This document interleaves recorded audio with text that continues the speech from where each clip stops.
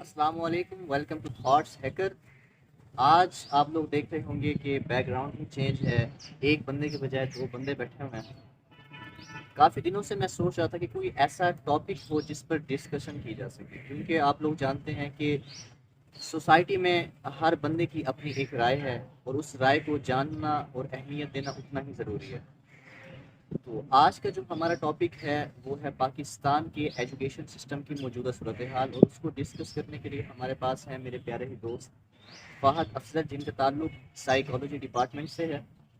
تو فہد، کیسے ہیں آپ؟ الحمد للہ سلمان، سب سے پہلے تو میں آپ کا شکر ادا کرنا چاہوں گا کہ آپ نے مجھے اس قابل سمجھا کہ اس اہم موضوع پہ ڈسکشن کا حصہ بن سکوں۔ یعنی بہت شکریہ آپ کا کہ آپ نے ہمارے لیے ٹائم نکالا۔ تو آج کا جو ہمارا ٹاپک ہے وہ ہے ایجوکیشن۔ تو سب سے پہلے تو ہمارے لیے یہ جاننا ضروری ہے کہ ایجوکیشن ہے کیا؟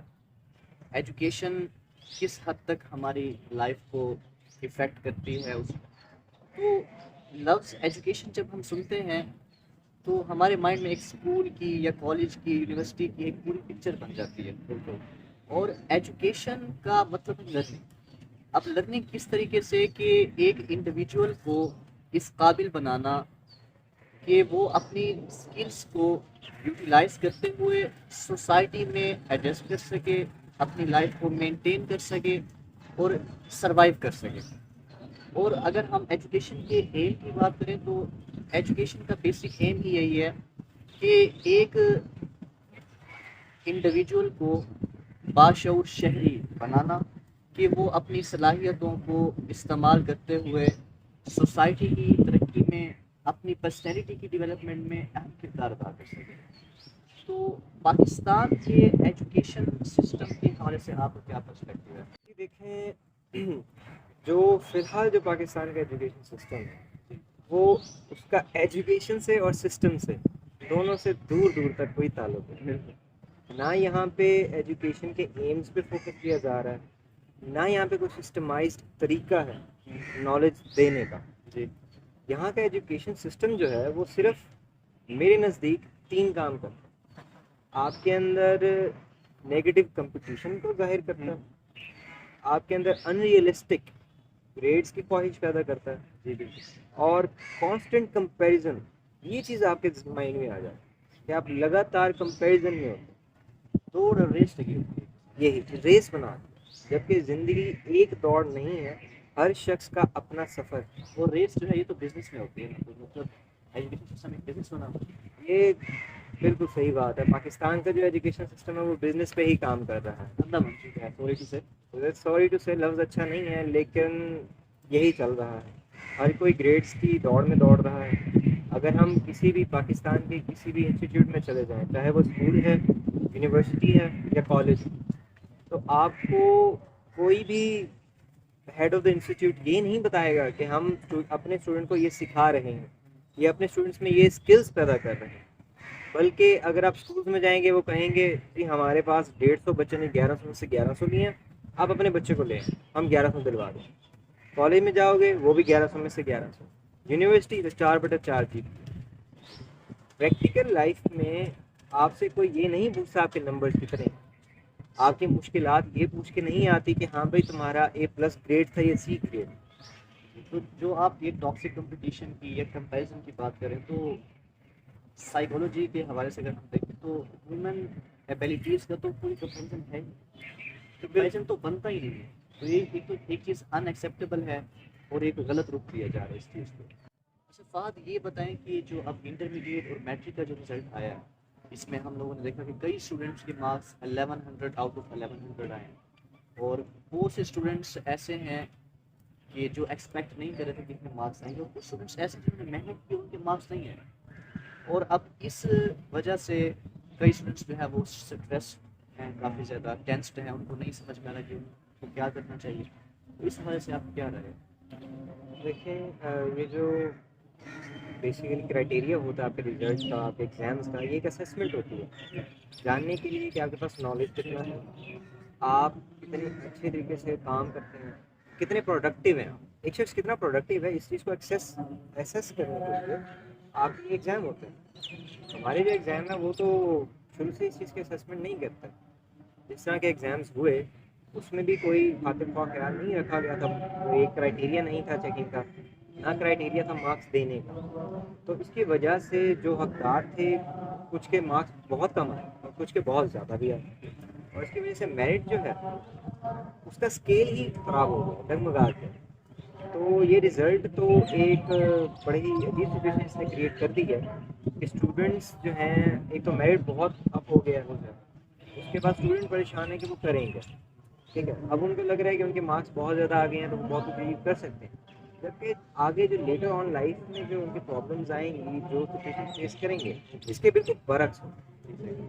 تو ان کا جو ببل ہے وہ برسٹ ہو جائے. تو اب اس میں لیک آف کریئر کوشش بھی تو ہے، تو اس حوالے سے بالکل آپ نے بہت اچھی بات کی کہ جو ہم پاکستانی نظام دیکھیں ہیں تعلیم کا، اس میں ایک یہ بھی فلا ہے کہ کریئر کاؤنسلنگ. اب اگر ہم باقی ممالک سے کمپیریزن کریں، ابھی ہیلدی کمپیریزن ہے کہ پازیٹیو ٹریٹس کی کمپیریزن ہو رہی ہے کہ کس طرح سے ہم اپنے آپ کو بہتر بنا سکتے ہیں.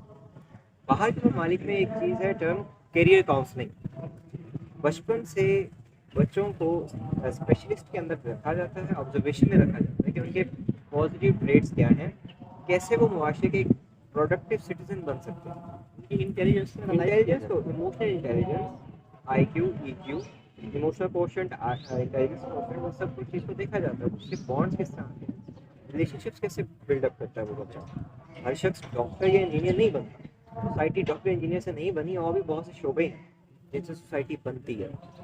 تو اس چیز کا خیال رکھنا ہی کریئر کاؤنسلنگ کہ ایک شخص کا ایپٹیٹیوڈ کیا ہے، اس کے کیا لائکنگ اور ڈس لائکنگ ہے، اور اس کے حوالے سے کون سا شعبہ اس کے لیے بیسٹ ہے، تاکہ اس کو ایک راہ مل جائے کہ اس سڑک پہ مجھے چلنا ہے، میں نے بغیر کسی ایم کے ادھر ادھر نہیں بھاگنا.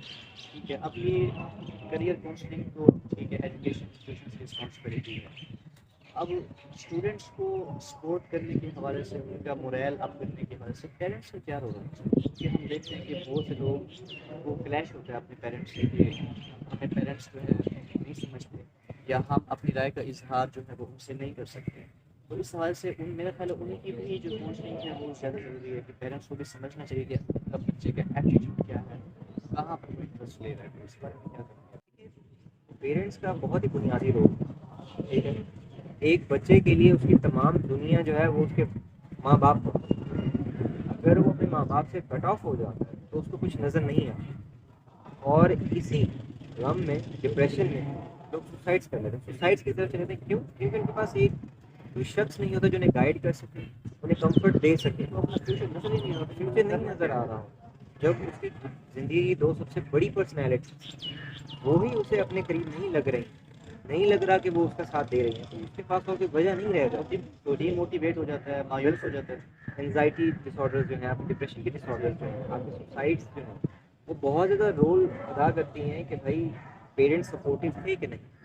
پیرنٹس کو یہ چاہیے کہ وہ اپنے بچے کو سپورٹ کریں. پہلے تو جانیں کہ ان کے بچے کی کیا لائکنگ ہے، کیا ان کا بچہ کر سکتا ہے. وہ بچہ ڈاکٹر نہیں بن سکتا، انجینئر نہیں بن سکتا، ہو سکتا ہے وہ پکاسو بن جائے گا دنیا میں، ایسا کام کرے. اب پکاسو ڈاکٹر تو نہیں تھا، آئنسٹائن جو ہے وہ انجینئر نہیں تھا، فزسسٹ تھا، سائنٹسٹ تھا. تو پیرنٹس کو چاہیے وہ اپنے بچے کو جانیں.